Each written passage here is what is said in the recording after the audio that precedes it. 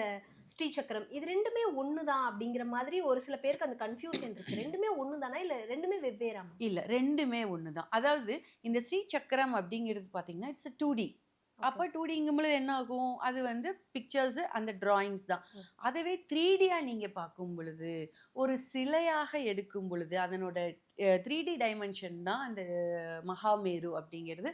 2மே ஒண்ணு தான். இவ்ளோ நேரம் ஸ்ரீ சக்கரத்த வந்து எப்படி வரையணும்? வரைஞ்சா என்ன பலன்கள் கிடைக்கும் அப்படின்னு சொல்லியிருந்தீங்க. இப்போ ஒரு சில பேருடைய வீடுகள்ல இந்த ஸ்ரீ சக்கரம் இருக்கும். அத எப்படி வந்து வழிபடுறது? எந்த நாட்கள்ல வழிபடணும்? சில பேர் வந்து மந்திரம் ஊட்டணும் அந்த ஸ்ரீ சக்கரத்துக்கு அப்படின்லாம் சொல்லுவாங்க. அத பத்தி ஒரு சில வார்த்தைகள். எஸ். அந்த ஸ்ரீ சக்கரத்த நீங்க வைப் பண்றதுக்கு பார்த்தீங்கன்னா, நெறைய வந்து அதுல வந்து லலிதா சகஸ்ரநாமம், அந்த கட்கமாலா ஸ்தோத்திரம் நெறைய இருக்கு. எல்லாத்தையும் விட ஸ்ரீ சக்கரத்த வைப் பண்றதுக்கு பார்த்தீங்கன்னா, கந்த சஷ்டி கவசம் ரொம்ப ரொம்ப பெஸ்ட்.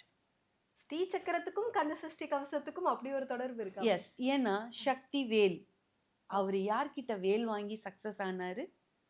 சக்தி கிட்ட. சக்தி கிட்ட. ஸோ ஸ்ரீ சக்கரம்ங்கிறது ஃபுல் அண்ட் ஃபுல் சக்தியோட இது. எனக்கு தெரிஞ்சதுல மற்ற மந்திரங்கள் சொன்னதை காட்டிலும், ஒரு ஸ்ரீசக்கரம் வரைஞ்சு கந்தசஷ்டி சொன்னோன்ன, அவ்வளவு வைபு. அதுவும் சஷ்டி அன்னைக்கு இத ஆரம்பிச்சு பண்ணாங்கன்னு வச்சுக்கோங்களேன், வேற லெவல் ரிசல்ட்டுன்னு தான் நான் சொல்லுவேன்.